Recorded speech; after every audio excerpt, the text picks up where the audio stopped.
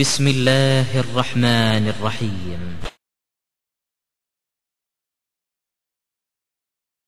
அஸ்ஸலாமு அலைக்கும் வரஹ்மத்துல்லாஹி வபரகாத்துஹு.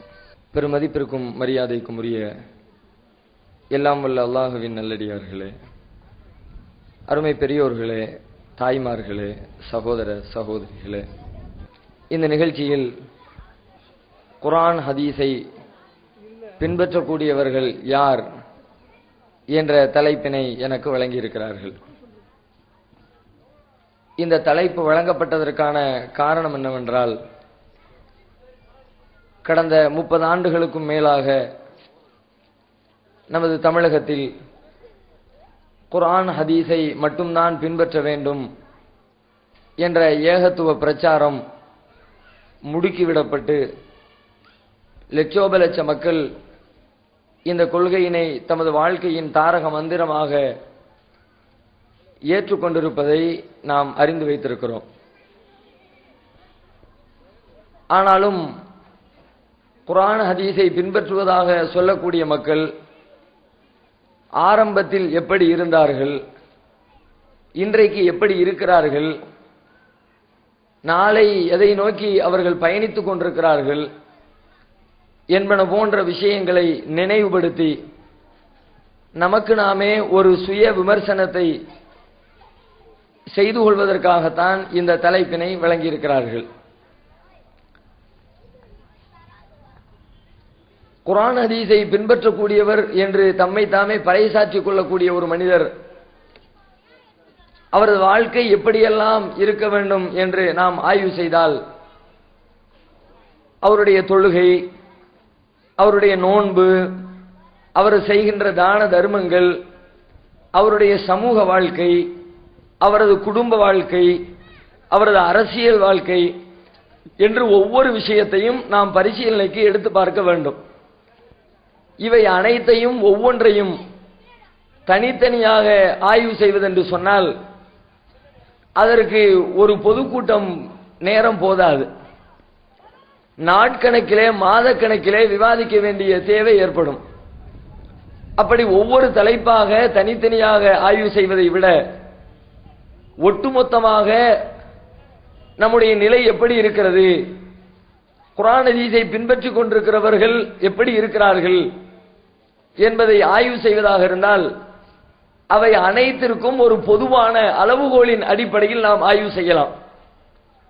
உண்மையில் குர்ஆன் ஹதீஸை பின்பற்றக்கூடியவர் என்று சொன்னால் அவர் இந்த உலகத்தை விட நாளை மறுமையை முக்கியமானதாக கருதுவார். இந்த உலக வாழ்க்கை அற்பமானது, ஒரு குறிப்பிட்ட காலத்தோடு முடிந்துவிடக்கூடியது, நாளை மரணத்திற்கு பிறகு வரக்கூடிய வாழ்க்கை தான் சிறந்தது. அந்த வாழ்க்கைக்காக இந்த உலகத்தில் எப்படிப்பட்ட சிரமத்தையும் எப்படிப்பட்ட துன்பங்களையும் அவர் தாங்கிக் கொள்வதற்கு தயாராக இருப்பார். இப்படிப்பட்ட பண்புடையவர்களாக குர்ஆன் ஹதீஸை பின்பற்றுகிறோம் என்று சொல்லுகிறவர்கள் இருக்கிறார்களா? ஆரம்பத்தில் ஒரு 30 ஆண்டுகளுக்கு முன்பு தமிழகத்தில் ஏகத்துவ பிரச்சாரம் முடுக்கிவிடப்பட்ட தருணத்தில் விரல் விட்டு எண்ணுகிற சகோதரர்கள் தான் இந்த கொள்கையிலே ஈர்க்கப்பட்டிருந்தார்கள். ஏனென்று சொன்னால், ஆரம்பமாக ஒரு கொள்கை ஒரு இடத்தில் புதிதாக சொல்லப்படுகிற பொழுது அதனால் ஏற்படுகிற இழப்புகள், அவர்களுக்கு ஏற்படுகிற எதிர்ப்புகள், அவர்களை சூழுகின்ற துன்பங்கள், துயரங்கள் எண்ணிலடங்காதவையாக இருக்கும். நபிகள் நாயகம் ஸல்லல்லாஹு அலைஹி வஸல்லம் அவர்கள் இஸ்லாமிய கொள்கையினை அந்த அரபகத்து மண்ணில் எடுத்து சொல்லுகிற தருணத்தில் அவர்கள் பட்ட துன்பங்களை, துயரங்களை வார்த்தைகளில் வர்ணிக்க முடியாது. அந்த சமுதாயத்திலே தலை சிறந்தவராக கருதப்பட்டவர்கள் நபிகள் நாயகம் அவர்கள். அந்த சமுதாயம் அவர்களை தலைமேல் தூக்கி வைத்து கொண்டாடி கொண்டிருந்தது. எந்த அளவிற்கு என்று சொன்னால், நபிகள் நாயகத்தினுடைய இயற்பெயரை மறந்துவிட்டு, அவர்களது பெற்றோர்கள் அவருக்கு சூட்டிய சொந்த பெயரை மறந்துவிட்டு நபிகள் நாயகத்திற்கு பட்ட பெயர் சூட்டினார்கள். இன்றைக்கும் நம்முடைய சமூகத்திலே பட்ட பெயர் சூட்டப்படுகிறது. இன்றைக்கு சூட்டப்படுகிற பட்ட பெயர்களை எல்லாம் எடுத்து பாருங்கள். அழகான பெயருக்கு சொந்தக்காரராக இருப்பார், அசிங்கமான வார்த்தைகளை பட்ட பெயராக வைத்திருப்பார்கள். ஒரு மனிதனிடம் இருக்கிற குறைபாடுகளை, அவருடைய நிறத்தை, அவரது உயரத்தை, அவருடைய பேச்சை, அவருடைய நடவடிக்கைகளை கிண்டல் செய்கிற விதமாக பட்டப்பெயர் வைத்திருப்பார்கள். கால் ஒடிஞ்சான், குட்டைய, கருப்ப, இதுவெல்லாம் இன்றைக்கு வைக்கப்படுகிற பட்டப்பெயர்கள். நபிகள் நாயகம் ஸல்லல்லாஹு அலைஹி வஸல்லம் அவர்களுடைய காலத்தில் அந்த சமுதாயம் நபி அவர்களுக்கு வைத்த பட்டப்பெயர் என்ன தெரியுமா? அஸ்-சாதிக், அல் அமீன். அதன அஸ்-சாதிக் நேர்மையாளர், உண்மை பேசுகிறவர். அல் அமீன் நம்பிக்கைக்கு உரியவர். நபிகள் நாயகத்துடைய முஹம்மது என்ற பெயரை விட்டுவிட்டு ரசூலுல்லாஹ்வை அந்த சமுதாய மக்கள் எப்படி கூப்பிட்டார்கள், அழைத்தார்கள்? நம்பிக்கைக்குரியவரே, நேர்மையாளரே, உண்மை பேசுகிறவரே.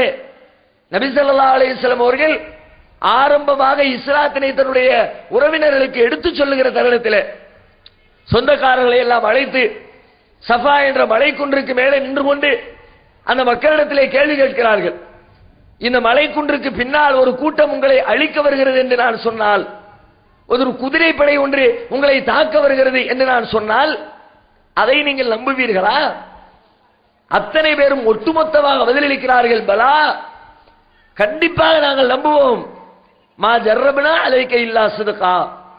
ஏன்னா உங்க வாயில இருந்து உண்மையை தவிர வேற எதையும் நாங்க கேட்டது கிடையாது. நீங்க உண்மையைத்தான் சொல்லுவீங்க. நீங்க சொல்றதுல எங்களுக்கு சந்தேகமே வராது, எங்களுக்கு டவுட்டே கிடையாது. முகமது சொல்றார, உண்மையை சொல்றாரா, பொய்ய சொல்றாரா, ஒன்னு கிடக்க ஒன்னு அடிச்சு விடுறாரா, ஒரு ஆள் அனுப்பி டவுட்டை கிளியர் பண்ணுவோமே, 10 பேர் மலைக்கு மேல ஏறி நின்று வர்றாங்களா இல்லையா ஆய்வு பண்ணுவோமே என்றெல்லாம் நாங்கள் ஆய்வு செய்ய மாட்டோம். நீங்கள் சொன்னால் சொன்ன மாத்திரத்திலேயே சந்தேகத்திற்கு இடமில்லாத வகையில் அந்த விஷயத்தை நாங்கள் நம்பிக்கை கொள்வோம் என்று ஒட்டுமொத்த சமுதாயமும் நபிகள் நாயகத்தின் நேர்மைக்கு பறைசாற்றியது, நேர்மையை எடுத்து சொன்னது. நபி ஸல்லல்லாஹு அலைஹி வஸல்லம் அவர்கள் ஏகத்துவ பிரச்சாரத்தை ஆரம்ப காலகட்டத்தில் அவர்களுடைய எதிரிகளில் ஒருவராக இருந்தவர் அபூ சுஃபியான். இந்த அபூ சுஃபியான் பக்கத்து நாட்டுக்கு வியாபார நிமித்தமாக செல்லுகிறார். அவ்வாறு வியாபாரத்தை செய்ய செல்கிற பொழுது அந்த நாட்டில் இருக்கிற ஒரு அரசர் முகமது நபி அவர்களை பற்றி விசாரிப்பதற்காக அபூ சுஃபியானை அழைத்து விசாரிக்கிறார். நபிகள் நாயகத்தை அழிக்க நினைக்கிற எதிரியாக இருந்த இந்த அபூ சுஃபியானிடத்தில் பல்வேறு கேள்விகளை கேட்கிறார். அந்த கேள்வியில ஒரு கேள்வி கேட்கிறார், இதற்கு முன்னால் ஃபஹல் குன்தும் தத்தஹிமூனஹு பில் கிذபி, இந்த முஹம்மதின் மீது அவர் என்றைக்காவது பொய் சொல்லி இருக்கிறார் என்று நீங்கள் சந்தேகப்பட்டதுண்டா? அவர் பொய் சொல்லி இருக்கிறாரான்னு கேள்வி கேட்கல, ஏதாவது ஒண்ணு ஒண்ணு அடிச்சு விட்டு இருக்கிறாரான்னு கேள்வி கேட்கல. கேள்வியே என்ன கேள்வி? ஃபஹல் குன்தும் தத்தஹிமூனஹு பில் கிذபி, அவர் பொய் சொல்லி இருக்கிறார் என்று சந்தேகமாவது வந்திருக்கிறா? அப்ப அபூ சுஃபியான் சொல்கிறார்களா, இல்ல அப்படி ஒரு சந்தேகமே எங்களுக்கு வந்தது கிடையாது. நபிகள் நாயகத்தின் மீது அவருடைய நேர்மையின் மீது கொஞ்சம் கூட சந்தேகம் இல்லாமல் இருந்த அந்த சமுதாயம், அவர்களை நேர்மையாளர் என்று பட்டம் சூட்டிய சமுதாயம், நம்பிக்கைக்குரியவர் என்று பாராட்டு பத்திரம் வாசித்த அந்த சமுதாயம், நபிகள் நாயகம் ஏகத்துவத்தை எடுத்து சொன்ன ஆரம்ப கட்டத்தில் அவர்களுக்கு கொடுத்த பரிசு என்ன? அவர்கள் சொல்லுவதை ஏற்றுக்கொண்டார்களா? அவர்கள் எப்படி பதிலளித்தார்கள்? அடித்தார்கள், உதைத்தார்கள், கிண்டல் செய்தார்கள், மண்ணெல்லி வீசினார்கள், நாசமாய் போய்விடு என்று உதாசீனப்படுத்தினார்கள். ஒரு கட்டத்தில் நபிகள் நாயகம் அவர்களால் மதீனாவில் வாழ முடியாத அளவிற்கு நெருக்கடி கொடுத்து அவர்கள் ஊரை விட்டே காலி செய்து பக்கத்திலே இருக்கிற மதீனாவிற்கு துரத்தப்படுகிற அளவிற்கு தொல்லைக்கு மேல் தொல்லை கொடுத்தார்கள். அப்படிப்பட்ட ஆரம்ப நேரத்தில் இன்றைய தமிழகத்தினுடைய நிலைமை எப்படி? 30 ஆண்டுகளுக்கு முன்பு அதே போன்ற நிலைமை. அன்றைக்குப்பட்ட சிரமங்கள் இன்றைக்கு இல்லை. நபிகள் நாயகம் ஆரம்பத்தில் அந்த பட்ட கஷ்டங்கள் 8 ஆண்டுகளுக்கு பின்னாடி கிடையாது. மதீனாவுக்கு வந்ததற்கு பிறகு, ஒரு இஸ்லாமிய சாம்ராஜ்யத்தை உருவாக்கியதற்கு பிறகு, அவர்கள் ஜனாதிபதியாக உருவெடுத்ததற்கு பிறகு மக்கள் எல்லாம் கூட்டம் கூட்டமாக இஸ்லாத்தை நோக்கி நுழைய ஆரம்பித்தார்கள். அல்லாஹ்வே அந்த நிகழ்ச்சியை குர்ஆன்ல சொல்லி காட்டுகிறான்.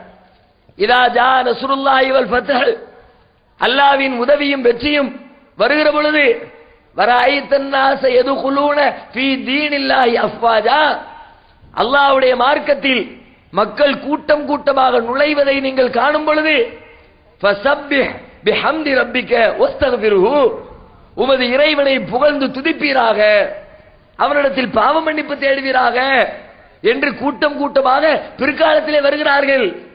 அப்போ ரசூலுல்லாஹ்க்கு அந்த கஷ்டம் கிடையாது, ஆரம்பத்தில் பட்ட சிரமம் கிடையாது, எதிரிகள் படையெடுத்து வருவாங்களோ என்ற பயம் கிடையாது. நபிகள் நாயகத்தின் கரம் ஓங்கிவிட்டது. அதே போல 30 ஆண்டுகளுக்கு முன்னர் இருந்த நிலை இன்றைக்கு தமிழகத்திலே இல்ல. ஊருக்குள்ளே கிள்ளுக்கீரையாக பார்க்கப்பட்டார்கள், ஏகத்துவாதிகள் கேலி செய்யப்பட்டார்கள், தெருவில் நடந்து போக இயலாது, ஊர் விலக்கி வைத்தார்கள், அடித்தார்கள், உதைத்தார்கள், கடை வைத்திருந்தால் சாமான் வாங்கக்கூடாது என்று தடை விதித்தார்கள், திருமணத்தை பதிவு செய்ய மாட்டோம் என்று புறக்கணித்தார்கள், இறந்தவர்களை அடக்கம் செய்ய மாட்டோம் என்று கபிரிஸ்தானை இழுத்து மூடினார்கள். அப்படிப்பட்ட நிலையெல்லாம் கடந்து அல்லாஹ்வின் அளப்பெரும் கிருபையினால் இந்த கொள்கை என்பால் மக்களுடைய எண்ணிக்கை நாளுக்கு நாள் வளர வளர வளர 10 20 ஆனது, 20 40 ஆனது, 40 400 ஆனது, 400 4000 ஆனது. சமூகத்தில் ஒரு மரியாதை அல்லாஹ் ஏற்படுத்தி கொடுத்திருக்கிறான். அரசியல் மட்டத்தில், அதிகாரிகளுடைய மட்டத்தில் தமிழ்நாடு தௌஹீத் ஜமாத் ஏகத்துவத்தை ஏற்றுக்கொண்டவர்கள் என்று சொன்னால் ஒரு மதிப்பு மரியாதை கிடைக்கிற ஒரு சூழலை நோக்கி அல்லாஹ் ரப்பல் ஆலமீன் நம்மை வளர்த்து ஆளாக்கி இருக்கிறான். இப்படிப்பட்ட தருணத்தில் நம்முடைய செயல்பாடுகள் எப்படி இருக்கிறது? ஆரம்பத்தில் எத்தனை தியாகத்திற்கும் தயார் என்று முன் வந்தோம், அதற்காக பல்வேறு இன்னல்களை அனுபவித்தோம், பொருளாதாரத்தை இழந்தோம், வியாபாரத்தை துறந்தோம், அண்ணன் தம்பிகளிடத்தில் சண்டையிட்டோம், உறவுகளை பிரிந்தோம், கணவன் மனைவியோடு சண்டையிட்டுக் கொண்டோம், பெற்றோரால் உதாசீனப்படுத்தப்பட்டோம், வீட்டிற்குள் நுழையக்கூடாது என்று தடை விதிக்கப்பட்டோம். இப்படி அத்தனை துன்பங்களையும் துயரங்களையும் தாங்கி இந்த ஏகத்துவ கொள்கையில் வீடு நடை போட்டு நாம் நடந்தோம் என்று சொன்னால் என்ன காரணம், என்ன அடிப்படை? அன்றைக்கு நம்முடைய உள்ளத்தில் இந்த துன்பம் எல்லாம் அற்பமானது, இதெல்லாம் ஒரு பெரிய மேட்ரு இல்ல. எத்தனை நாளைக்கு துன்பப்படுத்துவாங்க, எவ்வளவு நாளைக்கு கஷ்டப்படுத்துவாங்க, நம்ம என்ன மெஞ்சு போனா உயிரை எடுப்பாங்களா, பொருளை எடுப்பாங்களா, ஆளை அடிப்பாங்களா, ஊர் விளக்குவாங்களா, அதெல்லாம் எத்தனை நாளைக்கு? ஆனால் இன்றைக்கு அதே போன்ற மறுமை சிந்தனை உள்ளத்தில் மிகைத்திருக்கிறதா, அல்லது அதை விட இந்த உலகத்தை பெரிதாக நினைக்கிறார்களா? உரசி பாருங்கள், என்னென்ன கட்டங்களில் எல்லாம் மறுமையை விட இந்த உலகத்தை நேசிக்கக்கூடியவர்களாக மாறி போயிருக்கிறார்கள். குர்ஆன் ஹதீஸை பின்பற்றுகிறோம் என்று சொன்னவர்கள், சொல்லிக் கொண்டிருக்கிறவர்கள், ஒரு திருமணம் பொருளாதாரம் என்று வந்துவிட்டால் பொருளாதாரத்திலே உரசி பாருங்கள் நிலைமை என்ன? பொருளாதாரம் உலகத்தில் வருகிறது என்று சொன்னால், அல்லது பொருளால் இந்த உலகத்தில் நஷ்டம் ஏற்பட போகிறது என்று சொன்னால், அதற்காக நான் மறுமையை இழப்பதற்கு தயார். திருமண பேச்சுவார்த்தை நடக்கிறது, திருமணத்திலே வரதட்சணை கொடுக்கல் வாங்கல். அப்படி உறுதியாக இருந்த மக்கள், சல்லி காசுகள் கொடுக்க மாட்டேன், வாங்க மாட்டேன், சீர்சரத்துகளை பெறமாட்டேன், பெண் வீட்டு சாப்பாட்டை அனுமதிக்க மாட்டேன் என்றெல்லாம் கராராக உறுதியான நிலைப்பாட்டை கொண்டிருந்த ஏகத்துவவாதிகள், குர்ஆன் ஹதீஸை பின்பற்றியவர்கள், இன்றைக்கு அவர்களுடைய நிலைமை என்ன? பல பேர் சோரம் போய்விட்டார்கள். பெண் வீட்டாரிடத்திலே மறைமுகமாக நேரடியாக கேட்பதற்கு வெட்கப்பட்டுக் கொண்டு இவ்வளவு நாள் குர்ஆன் ஹதீஸின் பேசியாச்சு, வரதட்சணைக்கு எதிராக பேசியாச்சு, இன்றைக்கு போய் எவ்வளவு தருவீங்கன்னு கேட்டா நம்மை காரி துப்பி விடுவார்கள். அதனால் நேரடியாக கேட்காம மறைமுகமா எப்படி கேட்கிறது? நீங்க தொகை தர வேண்டாம், எவ்வளவு நகை தர்றீங்க? தொகையை வாங்கினா தான் வரதட்சணையா, நகை வாங்கினா அது என்ன நமக்கா? அல்ல அவங்க பிள்ளைக்கு, உங்க பிள்ளைக்கு நீங்க போடுறத போடுங்க, அவர் போடுவார் போடாம இருப்பார், உனக்கு என்ன? மறைமுகமான பேச்சு. நேரடியாக கேட்பதற்கு வெட்கப்பட்டு கொண்டு மறைமுகமாக பெண் வீட்டாரிடத்திலே கசக்கி பிழியக்கூடிய ஒரு சூழ்நிலை ஏற்பட்டிருக்கிறதா இல்லையா?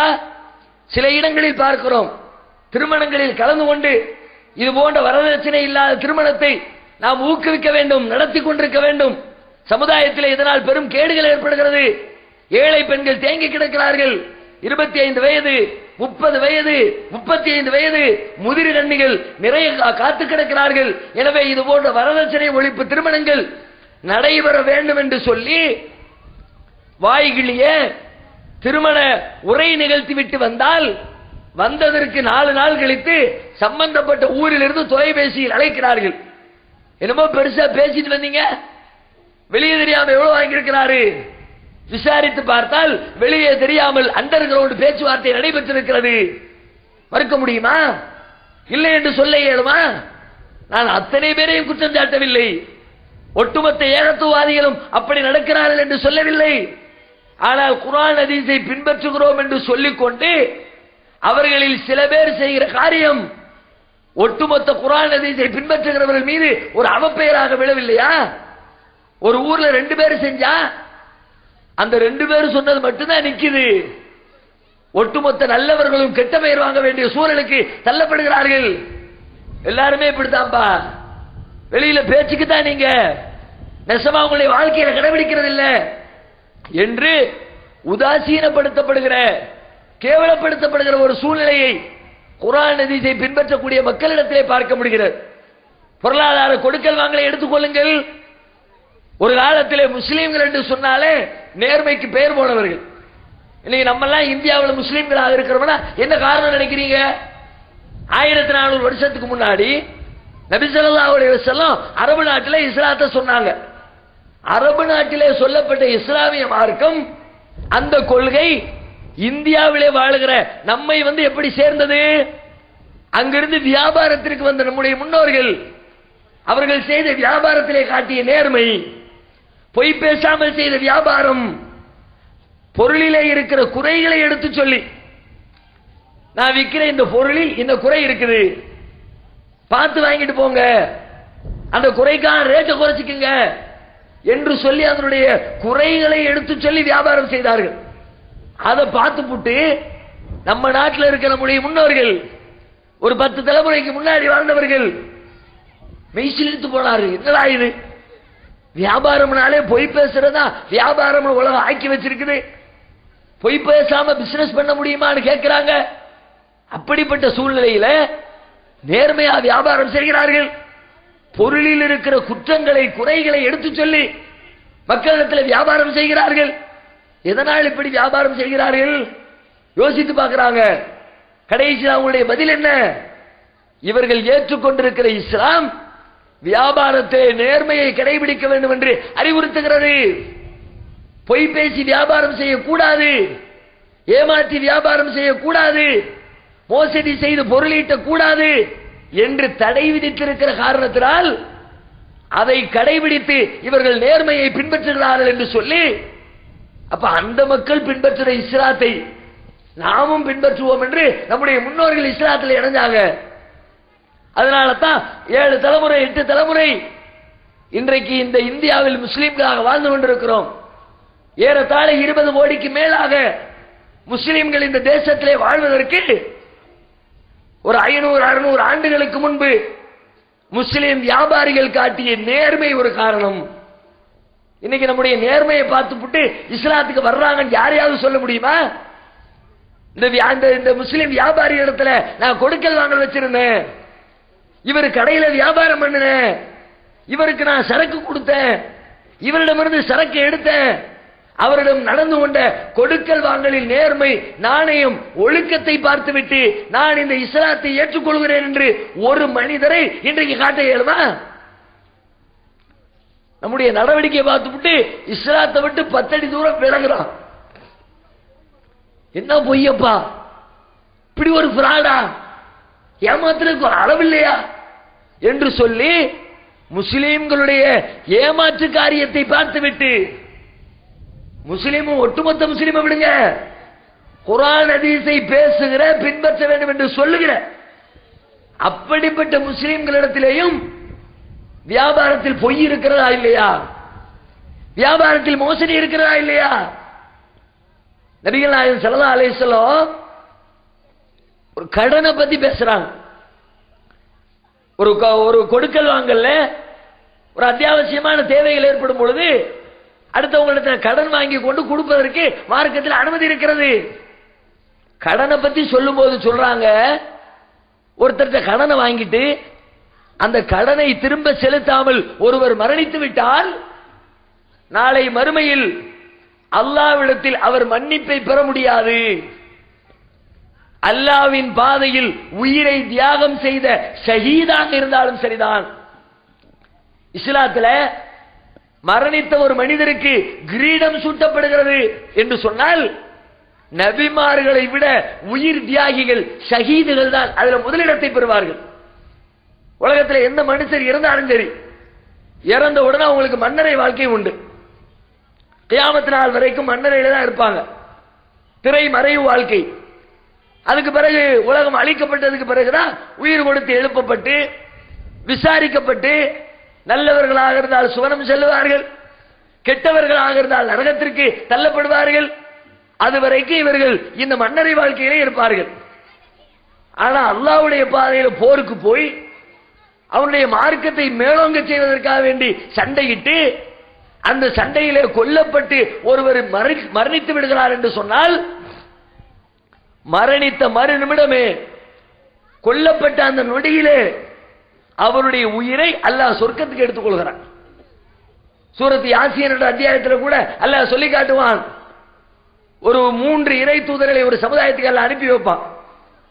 அந்த மக்கள் அந்த நபிமார்களை ஏத்துக்க மாட்டாங்க. ஒரு மனிதர் வந்து சொல்லுவார், வஜாவின் அக்ஸல் மதீனத்து ரஜுலுன், ஊரின் எல்லைப்புறத்திலே இருக்கிற ஒரு மனிதர் வந்து இத்தபிஊம் அல்லாஹ் யஸ்அலுக்கும் அலை அஜ்ரன் வஹும் முஹ்ததூன், உங்களிடத்தில் எந்த கூலியும் கேட்காம நேரான வழியில் இருக்கிற இந்த தூதர்கள் சொல்றதை கேளுங்கப்பா என்று ஒருத்தர் போதனை பண்ணுவார். அந்த மக்கள் அனைவரும் சேர்ந்து அவரை கொலை செய்து விடுவார்கள். எங்களுக்கு வந்து நீ உபதேசம் பண்றியா, எங்களுக்கு நீ அறிவுரை சொல்றியா, உனக்கு என்ன யோகியது இருக்கிறது என்று அந்த மக்கள் அவரை கொன்று விடுகிறார்கள். அல்லாஹ் சொல்லுகிறான், கீலதுகுலில் ஜன்னா, அவருக்கு சொல்லப்பட்டது நீ சுவர்க்கத்திற்குள் நுழைந்து விடு என்று சொல்லப்பட்டது. அல்லாஹ்வுடைய பாதையில் கொல்லப்பட்டா மறு நிமிடமே சொர்க்கத்துக்கு எடுக்கப்படுகிறார். சொர்க்கத்துக்கு எடுக்கப்படுறது மாத்திரமில்லை, யுகுஃபருலி ஷஹீதி குல்லு தம்பின், அல்லாஹ்வின் பாதையில் உயிர் துறந்த தியாகியுடைய அனைத்து பாவங்களையும் அல்லாஹ் மன்னித்து விடுகிறான். சொல்லிட்டு சொல்றாங்க, இல்ல தைன், கடனை தவிர. அவர் கடன் வாங்கிட்டு இறந்திருந்தார்னா அல்லாஹ் மன்னிக்க மாட்டான். சம்பந்தப்பட்டவர் மன்னிக்க வேண்டும். அதுக்கப்புறம் தான் அல்லாஹ்வுடைய மன்னிப்பு கிடைக்கும். அல்லது இவர் செய்த நன்மையை எடுத்து யார்கிட்ட கடன் வாங்கிட்டு வந்திருந்தாரோ அவருக்கு கொடுத்து அல்லாஹ் நாளை மறுமையில் கணக்கை டேலி செய்வான். ஷஹீதுக்கு கூட கடனுக்கு மன்னிப்பு கிடையாது என்று சொன்னால், கடன் வாங்குறது பெரிய பாவம் இல்லை. கடனை வாங்கிட்டு வேணும்னு செத்து போகல, கொடுக்க வழி இல்லாம, கொடுப்பதற்கு நேரம் இல்லாமல், சம்பாதிக்க பொருள் இல்லாமல், அப்படிப்பட்ட சூழ்நிலையில் ஒருத்தர் மரணிச்சிருந்தாலும் மனித உரிமையை மீறினால் மறுமையில் மன்னிப்பு கிடையாது என்று சொல்லப்படுகிற மார்க்கத்தில் காசு பணத்துக்காக பொய் பேசுவது, ஏமாற்றுவது, மோசடியில் ஈடுபடுவது நாளை மறுமையில் மன்னிக்கப்படுகிற குற்றமாக இருக்குமா? மறுமை பெரிதென்று நினைத்திருந்தால் இந்த காசுக்காக வேண்டி பொய் பேசி இருப்பாரா? ஏமாற்றி இருப்பாரா? பிறர் பொருளுக்கு ஆசைப்பட்டிருப்பாரா? அநியாயமான முறையில் அடுத்தவர்களுடைய பணத்தை பொருளை சுரண்டி இருப்பாரா? அப்ப இவங்களுடைய உள்ளத்துல மறுமை பெருசா இல்ல. மறுமை எப்போ வருதோ வரட்டும், அதுக்கு முன்னாடி உலகத்துல சம்பாதிச்சிடணும், எப்படியோ உலகத்தை அனுபவிச்சிடணும், ஒரு பெரிய வீட்டை கட்டிடணும், சொகுசான கார் வாங்கிடணும், நிறைய நகை நட்டுக்களை போட்டு மனைவிக்கு அலங்கரித்து பார்த்து விட வேண்டும், பிள்ளைய படிக்க வச்சிடணும். அதுக்காக வேண்டி உலகத்தில் இறைவன் வகுத்திருக்கிற எந்த தார்மீக நெறிகளையும் நாங்கள் தூக்கி எறிய தயார் என்று மறுமையை விட உலகத்தை பெரிதாக நினைக்கிறார்கள். இவர்கள் எப்படி குர்ஆன் ஹதீஸை பின்பற்றியவர்கள்? நெஞ்சில தக்பீர் கட்டுறது மட்டும்தான் குர்ஆன் ஹதீஸா? அத்தையாத்துல உட்கார்ந்துக்கிட்டு வரலாற்றுனா அது மட்டும்தான் குர்ஆன் ஹதீஸா? தொப்பி போடுன்னு ஒருத்தர் கம்பல் பண்ணும் பொழுது நான் தொப்பி போட மாட்டேன்னு சொன்னா அது மட்டும்தான் குர்ஆன் ஹதீஸா? தர்காவுக்கு போக மாட்டேன், தாயத்து கட்ட மாட்டேன், ஷேக்கு காலில் விட மாட்டேன், இது மட்டும்தான் குர்ஆன் ஹதீஸா? இதுதான் குர்ஆன் ஹதீஸை பின்பற்றுவதற்கான முழுமையான இலக்கணமா? அவைகளும் தான் குர்ஆன் ஹதீஸ். ஆனா அது மட்டுமே அல்ல, ஒட்டுமொத்த வாழ்க்கையிலும் மரணத்திற்கு பிறகு வரக்கூடிய மறுமைதான் சிறந்தது. அதுக்காக இந்த உலகத்திலே எதை மிளக்க தயார்? அத்தையாத்துல விரல சேர்க்கிறதுங்கிறது ஒரு அற்பத்திலும் அற்பமான ஒரு விஷயம். இந்த விஷயத்தை கடைபிடிப்பதற்காக வேண்டி ஊர்க்காரர்களோடு சண்டையிட்டவர்கள், ஜமாத்துகளை பிரித்தவர்கள், பிரிவினை ஏற்படுத்தியவர்கள், குடும்பத்தில் குழப்பத்தை சந்தித்தவர்கள், காசு பணத்துக்காக வேண்டி அல்லாஹ்வுடைய மார்க்கத்தை காலில் போட்டு மிதிக்கிறாங்கன்னா, அப்ப நீங்க மறுமையை பெருசா உங்களுடைய உள்ளத்துல மறுமை வந்து உட்காரல. அல்லாஹ் குர்ஆன்ல ஒரு வரலாற்று நிகழ்ச்சியை உதாரணமாக சொல்லி காட்டுகிறான். வரபல்லாஹு மஸலன் லில்லதீன ஆமனு இம்ராத் ஃபிரௌன். மூமின்களுக்கு அல்லாஹ் ஒரு முன்மாதிரியை, ஒரு உதாரணத்தை காட்டுகிறான். யார் உதாரணம்? இம்ராத் ஃபிரௌன், ஃபிரௌனுடைய மனைவியை உதாரணமாக காட்டுகிறான். ஒரு பெண்மணி அல்லாஹ் மூமினுக்கு உதாரணம். பெண்மணினா எப்படிப்பட்ட பெண்மணி? நான் உங்களில் மிகச்சிறந்த கடவுள் என்று சொன்ன ஃபிரௌனுடைய மனைவி. மூசா அலைஹிஸ்ஸலாம் கொண்டு வந்த ஏகத்துவத்தை ஏற்றுக்கொள்கிறார்கள்.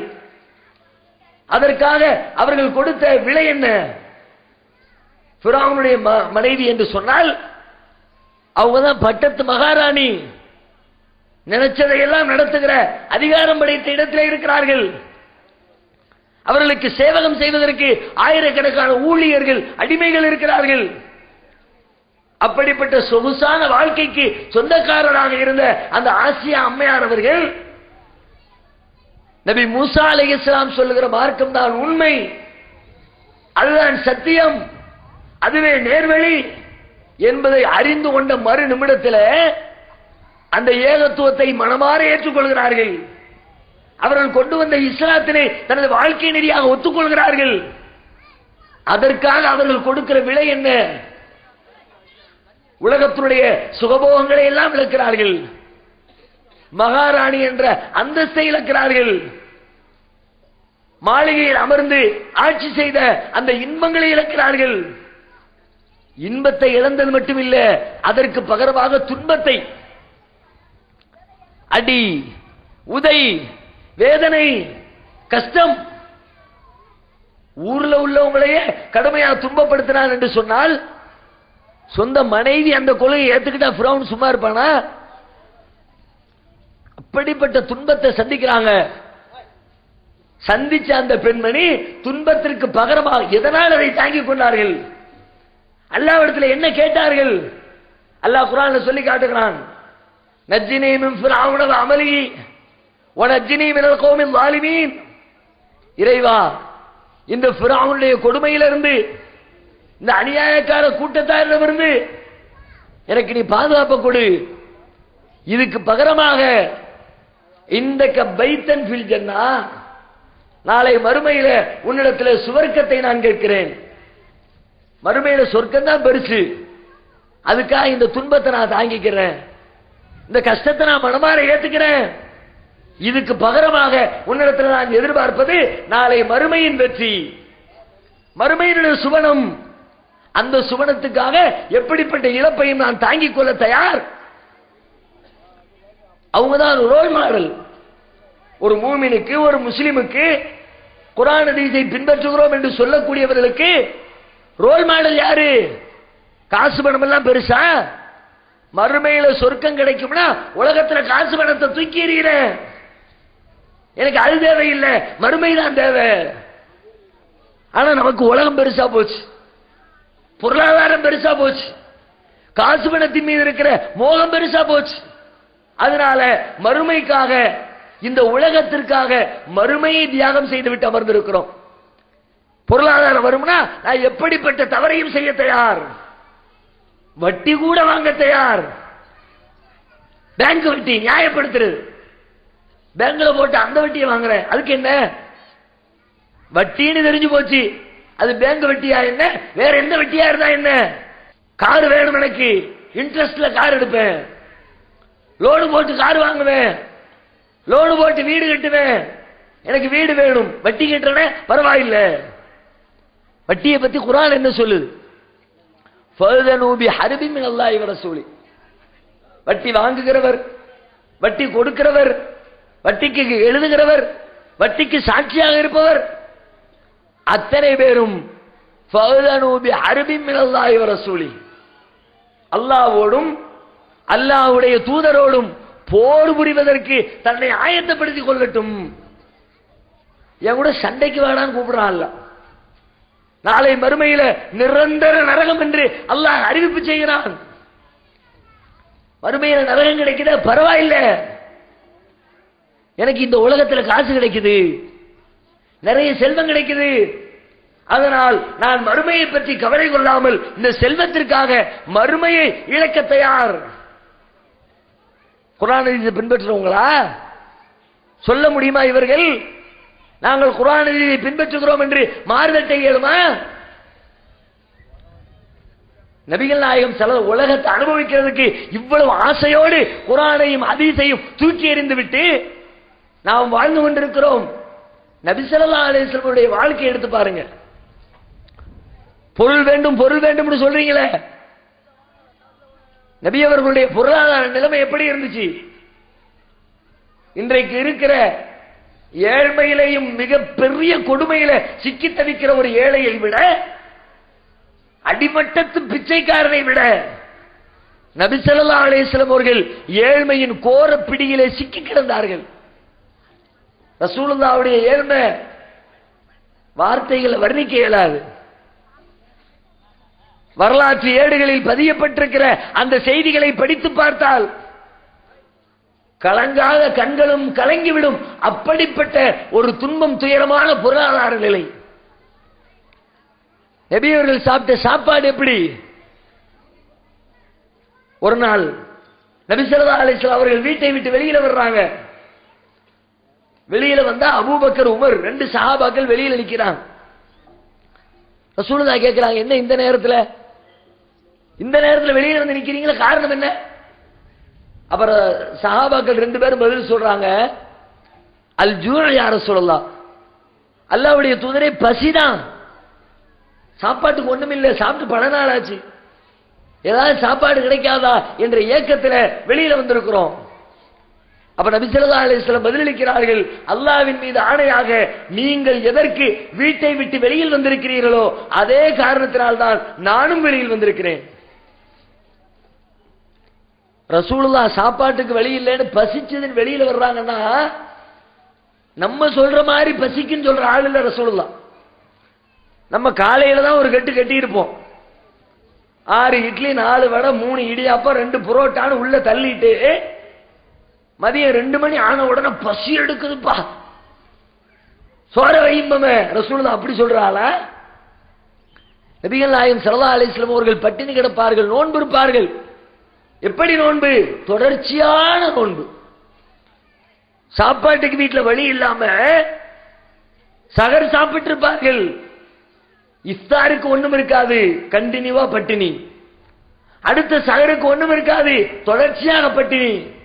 அதற்கடுத்து நோன்பு இருப்பார்கள், தொடர்ந்து பட்டினி. ஒரு நாள் 2 நாள் அல்ல, பல நாட்களுக்கு உண்பதற்கு உணவில்லாமல், இஃப்தார் இல்லாமல், சகர் இல்லாமல் தொடர்ச்சியாக நோன்பு வைக்கிற அளவிற்கு நபிகள் நாயகம் பட்டினி கிடப்பார்கள். ஒரு நாள் இஃப்தார் இல்லாட்டி நோன்பு வைப்போமா? சகரு செய்யறதுக்கு தூங்கி விட்டோம், 6 மணிக்கு எந்திக்கிறோம். பல பேருடைய நிலைமை என்ன? சாப்பிடல, அதனால நோன்பு வைக்க மாட்டேன். சாப்பிடாம எப்படி நோன்பு வைக்கிறது? நோம்புங்கிறது என்ன, சாப்பிட்டா தான் நோம்பா? சாப்பாடு சிறந்தது, சகர சாப்பாடு சிறந்தது, சாப்பிடுங்கன்னு சொல்லப்பட்டிருக்கு, அவ்வளவுதான். சாப்பிட்டா தான் நோம்பா? சாப்பிடாட்டி நோம்பு இல்லையா? ஏன் நோம்பு வைக்கிறது இல்ல? நம்முடைய பலகீனம், முடியாது. அது எப்படி 10 மணி நேரம் 12 மணி நேரம் பட்டினி கிடக்கணுமே, பசி தாங்க மாட்டோமே. நபி ஸல்லல்லாஹு அலைஹி வஸல்லம் அவர்கள் 4 நாள் 5 நாள் 6 நாள் என்று பச்சை தண்ணீர் கூட தொண்டையில் படாத அளவிற்கு தொடர்ச்சியாக நோன்பு இருக்கிற அளவிற்கு உடலில் வலிமையுடையவர்கள். அப்படிப்பட்ட ரசூல் ஸல்லல்லாஹு அலைஹி வஸல்லம் பசிக்குது, வீட்டில் இருக்க முடியல, சாப்பிட ஏதாவது கிடைக்குமா என்று சொல்லி வீட்டை விட்டு வெளியில வர்றாங்கன்னா எத்தனை நாள் கொலை பட்டினியாக கிடந்திருப்பார்கள். அப்படி கிடந்த ரசூல் ஸல்லல்லாஹு அலைஹி வஸல்லம் எல்லை மீறினார்களா? நம்மிடத்துல செல்வம் இல்ல, சாப்பிடுற உணவில்ல, அதனால எல்லை தவறி சம்பாதிப்போம், அல்லாஹ்வின் வரம்புகளை மீறுவோம், காசு பணத்துக்காக வேண்டி ஏதாவது ஒரு காரியத்தை செய்வோம்னு செஞ்சாங்களா? அப்படி செய்வதாக இருந்தால் அதற்கு அவர்கள் தகுதியானவர்கள். அப்படிப்பட்ட பசியில இருந்தாங்க, ஏழ்மையில இருந்தாங்க. அப்படிப்பட்ட நபிகள் நாயகம் ஸல்லல்லாஹு அலைஹி வஸல்லம் அவர்களே பொருளாதாரத்திற்காக எல்லை மீறவில்லை என்று சொன்னால், இன்னைக்கு நம்மள யாராவது ஒருத்தர் அப்படிப்பட்ட பசியில கிடக்கிறோமா? ஏழ்மையில் இருக்கிறோமா? வீடு இல்லாத, வாசல் இல்லாத, தொழில்துறை இல்லாத, தினந்தோறும் பிச்சை எடுத்து வாழ்க்கை நடத்துகிற ஒரு பிச்சைக்காரராக இருந்தாலும் ஒரு நாளைக்கு 2 வேளை உணவு என்பது கண்டிப்பாக கிடைத்தே தீரும்.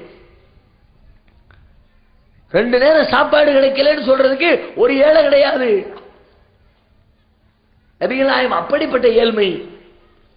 உடுத்துவதற்கு ஆடை எடுத்துக்கொண்டால் பல மாதங்களுக்கு ஒரே ஒரு ஆடை மாத்திரம்தான் நபிகள் நாயகத்திற்கு சொந்தமான உடையாக இருந்திருக்கிறது. ரசூலுல்லாஹ்ட்ட வந்து ஒருத்தர் கேட்கிறார், அல்லாஹ்வுடைய தூதரே, தொழுகிற நேரத்தில் ஒவ்வொரு தடவையும் தொழும் போது அதுக்காக தனியாக ஆடை அணியணுமா கேட்கிறார். அப்ப ரசூல் ஸல்லல்லாஹு அலைஹி வஸல்லம் அவர்கிட்ட பதில் கேள்வி கேட்கிறாங்க, அவளை குல்லிக்கும் சௌபான், ஏன்பா தொழுவும் போது ட்ரெஸ் அணிய தனியா ட்ரெஸ் போடணுமான்னு கேட்கிறிய? இங்க இருக்கிற ஒவ்வொருவரிடமும் 2 ஆடைகளா இருக்கிறது. இருக்கிறதே ஒரு ட்ரெஸ் தானே, பிறகு என்ன இன்னொரு ட்ரெஸ் பத்தி கேள்வி? 2 ட்ரெஸ் இருந்துச்சுன்னா சாப்பிடுறதுக்கு ஒண்ணு, தொழுகைக்கு ஒண்ணுன்னு சொல்லலாம். இருக்கிறதே ஒண்ணு, அதுல தான் தொழுகணும், அதுல தான் நோன்பு வைக்கணும், அதுல தான் சாப்பிடணும், அதுல தான் தூங்கணும், அதை உடுத்தி தான் குளிக்கணும், அத்தோடு தான் குடும்ப வாழ்க்கையில் ஈடுபடணும். அதுதான் வாழ்க்கை முழுக்க, நாள் முழுக்க அதைத்தான் பயன்படுத்த வேண்டும். வேறு ஆடை இல்லை என்ற நிர்பந்தத்திலே இருக்கிற நாம் தொழுகைக்கு நீங்க தனியா ட்ரெஸ் அணிக்குது, ஆடை இல்ல. இன்றைக்கு பிச்சை எடுக்கிற வர்ற பிச்சைக்காரரு கையில ஒரு மஞ்சள் பை வச்சுட்டு வர்றார். பிரிச்சு பாருங்க, உடுமாத்துக்கு 2 ட்ரெஸ் வச்சிருக்கிறார். அப்படிப்பட்ட ஏழ்மை, பல நாள் பட்டினி ஏழ்மை, உடுத்த ஆடை இல்லை ஏழ்மை, தங்குவதற்கு வசதியான வீடு வாசல் இல்லை, அப்படிப்பட்ட ஏழ்மை. நபி அவர்கள் எல்லை மீறினார்களா? அல்லாஹ்வின் வரம்புகளை மீறி சம்பாதித்தார்களா? பொய் பேசி வியாபாரம் செய்தார்களா? பொருளீட்டுவதற்காக ஹராமான வழியினை பயன்படுத்தினார்களா? வட்டியிலே கால் பதித்தார்களா? இதையெல்லாம் செய்யக்கூடிய ஒருத்தர் எப்படி நான் குர்ஆன் ஹதீஸை பின்பற்றுறேன்னு சொல்லி மாறுதட்ட முடியும்? யாருக்கா இந்த வாதம்? உலகத்தை ஏமாத்துறதுக்கா? மக்கள் ஏமாறலாம், மனிதர்கள் ஏமாறலாம், படைத்த இறைவன் ஏமாறுவானா? அப்ப உலகத்தினுடைய இன்பங்களுக்காக, சுகபோகங்களுக்காக நாளை மறுமையை விற்பனை செய்கிற யாரும் குர்ஆன் ஹதீஸை பின்பற்றுகிறவர்கள் கிடையாது. பொய் பேசுறான், ஏமாத்துறான், போலியாக குர்ஆன் ஹதீஸ் என்ற லேபிளை அவர்கள் பயன்படுத்துகிறார்கள் என்ற அர்த்தம். இன்னொரு புறத்திலே சில பேர் குர்ஆன் ஹதீஸ் என்கிறார்கள், குர்ஆன் ஹதீஸை பின்பற்றுகிறோம் என்று. நெசமா அப்படிப்பட்ட பின்பற்றினாங்களா? பார்த்தா இல்ல. எப்படி இல்ல? குர்ஆன் ஹதீஸை பின்பற்றவங்க என்று சொன்னால் அதை புரிந்து பின்பற்ற வேண்டும். சும்மா எல்லாரும் இன்னைக்கு தௌஹீத் ஜமாத்துக்கு தான் மவுஸ் இருக்குது, அவங்க ஒரு கூட்டம்னு போட்டா லட்சம் பேர் சேர்ந்துடுறாங்க, போராட்டம் நடத்தினாங்கன்னா அரசாங்கம் அவங்களுடைய போராட்டத்துக்கு செவி சாய்க்குது, போலீஸ் ஸ்டேஷனுக்கு போனா அவங்களுக்கு மரியாதை கிடைக்குது, இதுக்கு தான் இன்னைக்கு மவுஸ் இருக்குது, ஆட்கள் எல்லாம் இந்த டீம்ல தான் சேர்றாங்க என்று சொல்லிக்கொண்டு குர்ஆன் ஹதீஸின்பால் வரக்கூடியவர்களின் எண்ணிக்கை அதிகரிச்சு போச்சு. குர்ஆன் ஹதீஸை பின்பற்றுவதா இருந்தா எப்படி பின்பற்றணும்? குர்ஆன் என்ன சொல்லுது, ஹதீஸ் என்ன சொல்லுது, அதை சரியான முறையில் விளங்கி புரிந்து அதை ஒருத்தர் ஏற்றுக்கொள்ளணும். அப்பதான் அவர் குர்ஆன் ஹதீஸை பின்பற்றுவார். ஆரம்பத்தில் 25-30 ஆண்டுகளுக்கு முன்பு குர்ஆன் ஹதீஸை பின்பற்றியவருடைய நிலைமை என்ன தெரியுமா? குர்ஆனும் ஹதீஸும் என்ன சொல்கிறது என்பதை தெரிந்து கொள்வதற்கு தவம் இருந்தார்கள். எனக்கு தெரிந்து என்னுடைய அனுபவத்தில் 15 ஆண்டுகளுக்கு முன்பு எத்தனையோ ஏகத்துவாதிகளை நான் சந்தித்திருக்கிறேன். அவர்களோடு மார்க்கத்தை பற்றி விவாதிப்பதற்கு மார்க்கத்தை கற்றறிந்த ஆளுங்கள் பயந்து ஓடுவார்கள். நான் ஓடி இருக்கிறேன். என்னோடு படித்த ஆளுங்கள் ஓடி இருக்கிறார்கள், எனக்கு பாடம் கற்று தந்த ஆசிரியர்கள் ஓடி இருக்கிறார்கள். நெல்லை மாவட்டத்தில் தென்காசிங்கிற ஊர்ல நான் படிச்சேன். சுன்னத்துல் ஜமாத் மதரசா தான். அந்த மதரசாவில் சேர்ந்தது காரணம் என்ன தெரியுமா? பெரிய மஹல்லா, முஸ்லிம்கள் நிறைய வசிக்கக்கூடிய பகுதி தென்காசி. 20,000-30,000 பேர் இருக்கிற ஊர். கிட்டத்தட்ட ஒரு 15 பள்ளிவாசல் இருக்கிறது. எப்படியும் டெய்லி ஒரு மௌத்து விழுந்துரும். எங்கிட்ட யாராவது ஒரு ஆள் மண்டையை போட்டுருவார். போட்டா மதரசா மாணவர்களுக்கு கொண்டாட்டம். ஏன் மதரசாவுக்கு ஆஃபர் வரும். மூத்தாயிட்டாங்க, பாத்தியாவது வாங்க, ஆளை நியமிச்சிருவாங்க. நீ 40 நாளைக்கு போய் பாத்தியாவது, ஒரு நாளைக்கு 10 ரூபா கணக்கு போட்டா 40 நாளைக்கு கணக்கு என்ன ஆயிடுச்சு? அப்போ 10-12 ஆண்டுகளுக்கு முன்பு குர்ஆன் ஓத கூப்பிடுவாங்க, மௌலூத் ஓத கூப்பிடுவாங்க, ஃபாத்திஹா ஓத கூப்பிடுவாங்க, ஸலாத்து நாரியா ஓத கூப்பிடுவாங்க. தென்காசி மதரசாவுக்கு போனா நல்ல வருமானம், வேட்டை. மற்ற இடங்கள்ல எல்லாம் படிக்க போற மாணவர்களுக்கு பெற்றோர் பணம் கொடுத்து பள்ளிக்கூடத்திற்கு அனுப்புவார்கள், கல்லூரிக்கு அனுப்புவார்கள், ஹாஸ்டல்களுக்கு அனுப்புவார்கள். எங்க மதரசா என்ன தெரியுமா? மதரசா முடிச்சு வீட்டுக்கு லீவுக்கு வருவோமே, நாங்க கொண்டு வந்து பேரண்ட்ஸுக்கு பணம் கொடுப்போம். எங்க அண்ணன் தம்பிமாரெல்லாம் எங்கள்கிட்ட கேட்பான். எங்க அண்ணமாரு படிச்சு வேலையில் இருப்பான். அவன் சம்பாதிக்கிற மாசம் 1000, 1500. நாங்க படிச்சுக்கிட்டு இருக்கிறோம். நாங்க ஹஜ் பெருநாள் விடுமுறைக்கு, நோன்பு பெருநாள் விடுமுறைக்கு வீட்டுக்கு செல்லும் போது எங்க கையில 1000 ரூபாய், 1500 ரூபாய் பணம். செலவுக்கு எங்கள்கிட்ட காசு கேட்கிற கொடுப்பா, பணம் தான் சொல்லி தம்பி எடுத்து அண்ணமார் பணம் கேட்கிற லெவலு. அப்படிப்பட்ட ஒரு நிலை இருந்தது. அங்க ஸலாத்து நாரியா மௌலூத் ஓதுறதுக்காண்டு நெடும் தெரு ஒண்ணு உண்டு தென்காசியில. அந்த கடைசியிலிருந்து இந்த கடைசிக்கு நடப்போம். ஒரு குறிப்பிட்ட இடம் வரும்போது ட்ராக் மாறும். மெயின்ல போகாத, சைட்ல குறுக்கு சந்து வழியா போவோம். எதுக்குப்பா குறுக்கு சந்து? அங்க பூரா இந்த நஜாத்துக்காரன் நிப்பாரு ஆட்டோ ஸ்டாண்டுல. ஏதாவது புடிச்சு வச்சு கேள்வி கேட்பான். எங்க போறேம்மா, பாத்தியா ஓதுறதுன்னு ஆதார் இருக்கான்னு கேட்பான். எதுக்கு அவன்கிட்ட வம்பு? நம்ம பேசாம வேற வழியில போயிருவோம். பயம். என்ன பயம்? அவன் கேட்கிற கேள்விக்கு எங்களால் பதிலளிக்க முடியாது என்ற பயம். குர்ஆனை காட்டி கேள்வி கேட்பார்கள், ஹதீஸை காட்டி கேள்வி கேட்பார்கள். எங்க அஜர்த்துமார்களே தெரிச்சு ஓடுவான். அவன்கிட்ட பேசாத. ஏன் பேசாத? சத்தியம் இருந்தா பேச வேண்டியதானே? இவரிடத்துல உண்மை இருந்தா பேச வேண்டியதானே? பேசாத என்று கட்டுப்பாடு விதிப்பார்கள். காரணம் என்ன? பேசுனா ஏதாவது கேள்வி கேட்டு வைப்பான். கேள்வி கேட்டா பதில் சொல்ல முடியாது. பதில் சொல்லாம அசிங்கப்படுறதை விட பேசாம மௌனமா இருந்துக்குவோம். ஏதோ தெரிஞ்ச மாதிரி பில்டப் கொடுத்துக்குவோம். எப்படி அந்த நிலைமை? இன்னைக்கு லெவல்ல எப்படி இருக்கிறோம்? ஒவ்வொருத்தரும் உங்க நெஞ்சில கை வச்சு கேளுங்க. பழைய ஆட்களாக இருந்தாலும் புதிய ஆட்களாக இருந்தாலும் இன்னைக்கு லெவல் என்ன? அற்பத்திலும் அற்பமான சந்தேகம் கேட்பார் ஒருத்தர் வந்து. விரல் அசைக்கிறது ஏன் அசைக்கிறீங்க? அத்தகையாத்துல தௌஹீத் ஜமாத்துல இது பாடம் தானே, இது எல்கேஜி பாடம் தானே. Number, phone number 9842461313. ஹலோ, யாரு? எம்ஐ சுலைமானுங்களா? இவர் கேள்வி கேட்கிறாரு, பதில் சொல்லுங்க. அப்பாஸ் அலிங்களா? பதில் சொல்லுங்க. எப்ப நீ சொல்ல வேண்டியதானே, எதுக்கு போனு? அவ்வளவு கிரிட்டிக்கலான கேள்வியா? பதில் சொல்ல திணற கேள்வியா? தர்காவை பத்தி கேட்கிறாரு, தாயத்து போடுறதை கேட்கிறாரு, ஃபாத்திஹா ஓதுறதை கேட்கிறாரு, நெஞ்சில கை கட்டுறதை கேட்கிறாரு, விரலை சேர்க்கிறது கேட்கிறாரு.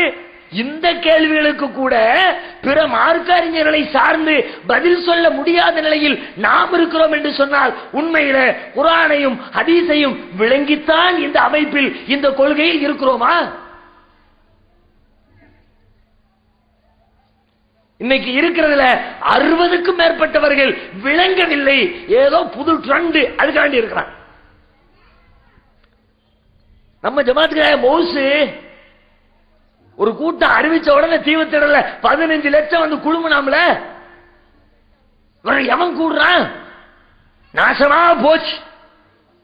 15 லட்சம் கூட்டினா அதுதான் சத்தியத்துக்கு அளவுகளா? அப்படியானால் நபிகள் நாயகம் சொல்லுகிறார்கள், நாளை மறுமையிலே சில நபிமார்கள் அல்லாஹ்விடத்திலே வருவார்கள், அவர்களை பின்பற்றிய ஒரே ஒரு பின்பற்றக்கூடியவர் கூட அவர் பின்னால் இருக்க மாட்டார். அப்ப அவங்க அசத்தியத்தில் இருக்காங்களா? சில நபிமார்களுக்கு பின்னாடி லட்சம் பேர் இருப்பாங்க, சில நபிமார்களுக்கு பின்னாடி கோடி பேர் இருப்பாங்க, சில நபிமார்களுக்கு பின்னாடி 1000 பேர் இருப்பாங்க, சில நபிமார்களுக்கு பின்னாடி 2 பேர் இருப்பாங்க, சில நபிமார்களுக்கு பின்னால் ஒருவர் கூட இருக்க மாட்டார். காரணம் என்ன? அவர் சொன்ன கொள்கையினை ஒரு மனிதர் கூட ஏற்றுக்கொள்ளவில்லை. ஒருத்தரை கூட கூப்பிடுறதுக்கு திராணி இல்ல. இந்த ஆளு பேச்ச அவன் பொஞ்சாதே கேட்க மாட்டேங்கிறான். அதான் அர்த்தம்.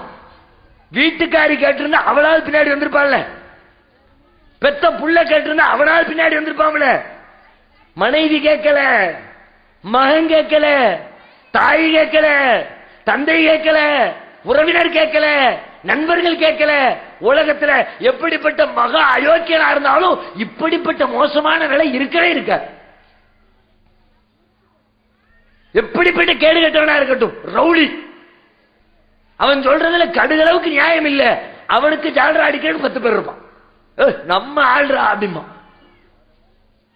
ஆனால் சில நபிமார்கள் அவர்கள் சொன்ன ஏகத்துவ கொள்கையினை ஏற்றுக்கொள்வதற்கு இந்த உலகத்தில் ஒரு மனிதர் கூட இல்லாமல் இருந்தார்களே. அப்படியானால் எண்ணிக்கையை வைத்து தீர்மானிப்பீர்களா? அதை வைத்துத்தான் உங்களுடைய சத்திய அசத்திய பாதைக்கு அளவுகோல் வகுப்பீர்களா? குர்ஆனை சொல்லுகிறார்களா? ஹதீஸை சொல்லுகிறார்களா? சொன்னதை பின்பற்றுகிறார்களா?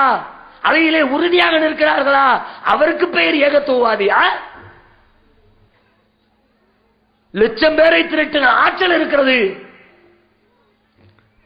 இவங்க தான் அங்கங்க கூட்டம் போடுறாங்க, நிறைய மக்கள் இவங்க பின்னாடி இருக்கிறாங்க. இதுவா ஒரு ஏகத்துவத்திற்கு அளவுகோல்? அப்படி வந்த காரணத்தினால் பல பேருக்கு ஏகத்துவத்தினுடைய மகத்துவம் புரியவில்லை.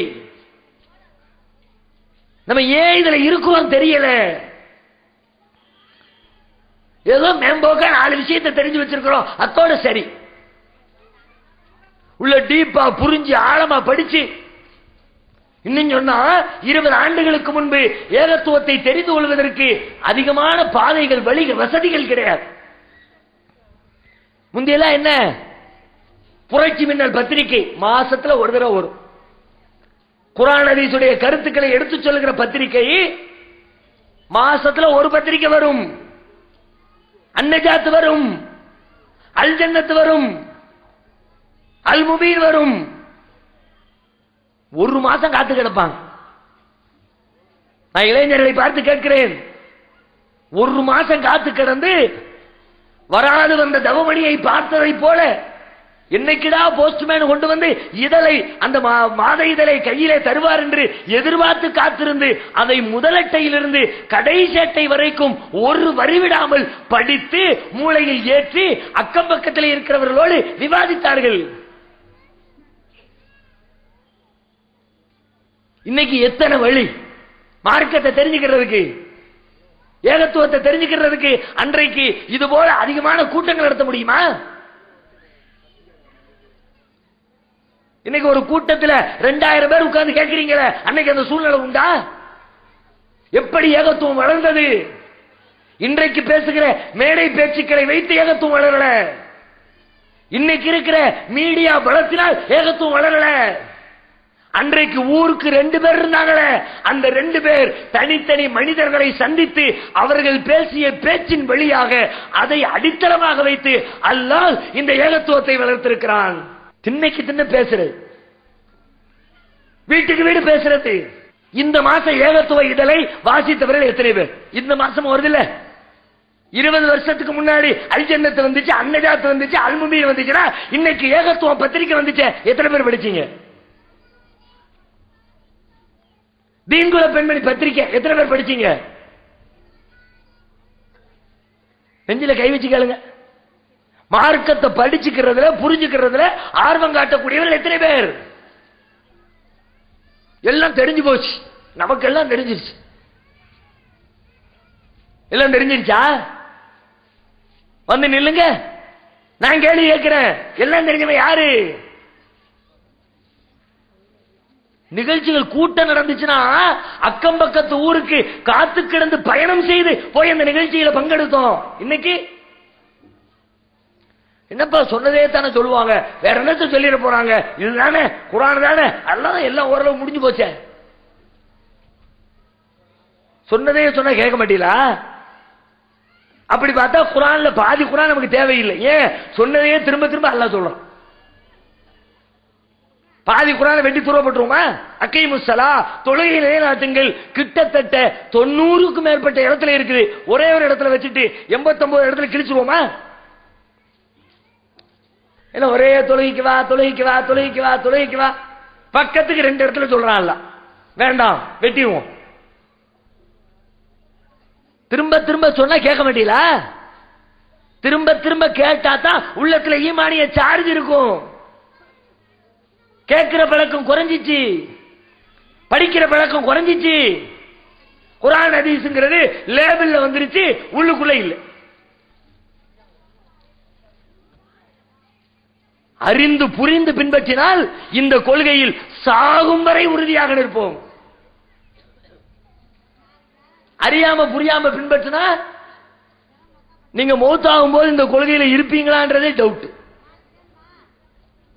ஏன் இன்னைக்கு இதை சொன்னா சரின்னு தெரிஞ்சிச்சு, நாளைக்கு இன்னொருத்தர் வந்து புதுசா சொல்வாரு, அது சரின்னு தெரியும், அந்த பக்கம் போயிருவீங்க. அப்படி இன்றைக்கு போய் கொண்டிருக்கிறாரா இல்லையா? குர்ஆன் ஹதீஸ் என்ற ஆரம்பத்திலே சொன்னவர்கள் இன்றைக்கும் குர்ஆன் ஹதீஸை பின்பற்றுகிறோம் என்று சொல்லிக் கொள்கிற சில பேர், நாங்களும் குர்ஆன் ஹதீஸ்ங்கறோம். என்ன சொல்றாங்கன்னு போய் கேட்டா சஹாபாக்களையும் பின்பற்றி நடக்க வேண்டும், அதுதான் இஸ்லாம். ஒரு கூட்டம் சொல்லுதா? இந்த கூட்டம் 15 ஆண்டுகளுக்கு முன்பு எதை சொன்னது? குர்ஆனை சொன்னது, ஹதீஸை சொன்னது. இந்த 2 மாத்திரம்தான் மனிதர்கள் பின்பற்றி நடக்க வேண்டிய வழிமுறை என்பதை அழுத்தம் திருத்தமாக தமிழகத்திலே பேசிய அந்த மக்கள் குர்ஆனையும் பின்பற்றணும், ஹதீஸையும் பின்பற்றணும், சஹாபாக்களையும் பின்பற்றணும். அதுக்கு 2 குர்ஆன் வசனத்தை காட்டுறார், 2 ஹதீஸை காட்டுறாங்க. பாத்தீங்களா? அல்லாஹ்வே குர்ஆன்ல சொல்றான் சஹாபாக்களை பின்பற்றுங்கன்னு சொல்லி, அதனால வாங்க பின்பற்றுவோம். உடனே நம்மள 2 பேர் சரிதானே, குர்ஆன்ல இருந்து ஆதாரம் காட்டுறாரு, ஹதீஸ்ல இருந்தே காட்டுறாரு, அப்பன் சரிதான், தலையாட்டி பொம்மை மாதிரி பின்னாடி. குர்ஆனை கரெக்டா புரிஞ்சிருந்தா சஹாபாக்களை பின்பற்ற வாங்கன்னு சொல்லி அவர் கூப்பிடுவதற்கு தைரியம் வருமா? நீங்க கேள்வி கேட்பீங்களே, அவர் பயப்படுவாரு. அந்த பயம் இல்லாம இந்த ஊர் எப்படிப்பட்ட ஊர்? ஆரம்பத்திலே இந்த ஏகத்துவ கொள்கையினை விதைத்தவர்கள், அஹ்ல ஹதீஸ் என்ற பெயரிலே குர்ஆன் ஹதீஸுடைய சிந்தனைகளை இந்த மக்களுக்கு ஊட்டியவர்கள். ஒரு காலத்தில் அசத்தியத்தின் வாடையே இல்லாமல் இருந்த ஊர். பாத்தியா மௌலூது, தாயத்து, தகடு, ஒரு முசீபத் இல்லாமல் இருந்த ஊர். அப்படி ஒரு தியாகத்தை செஞ்சு வென்றெடுத்து மக்களுக்கு புரிய வச்சு குர்ஆனும் ஹதீஸும் தான் மார்க்கம் என்று பதிய வச்சுட்டு போன ஊர்ல குர்ஆன்லயே அல்லாஹ் சொல்றான் சஹாபாக்களை பின்பற்றணும் சொல்றாமனு 2 பேர் வந்து சொல்றாங்க. அதை கேட்டுட்டு 2 பேர் தலையாட்டுறாங்கன்னா நீங்க குர்ஆன் ஹதீஸை புரிஞ்சு பின்பற்றீங்களா? புரிஞ்சிருந்தா எதிர்கேள்வி கேட்டிருப்பீங்க. என்ன ஆதாரம் வைக்கிறாங்க? அந்த ஆதாரத்தை நம்ம கையில் எடுத்து பார்த்தா நமக்கே தெரியும் இவன் சொல்ற ஆதாரம் இல்ல. என்ன ஆதாரம் வைக்கிறாங்க தெரியுமா? சஹாபாக்களை பின்பற்றணும்னு சொல்லிக்கிட்ட ஆட்கள்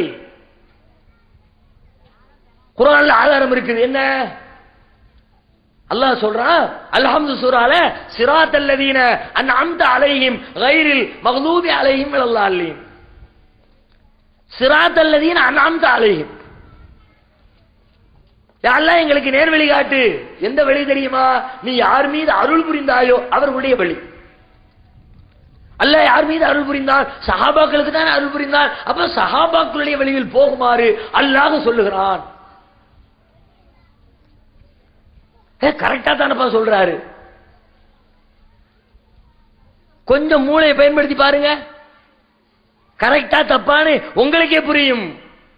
நீங்க சிந்திக்க தயாரா இல்ல, சரியானது சீர்தூக்கி பார்க்க தயாரா இல்ல. சரி, இவர் சொல்லக்கூடிய பதில் கரெக்ட்னா இந்த குர்ஆனுடைய வசனத்தை முதலா ஓதியவர்கள் யார்?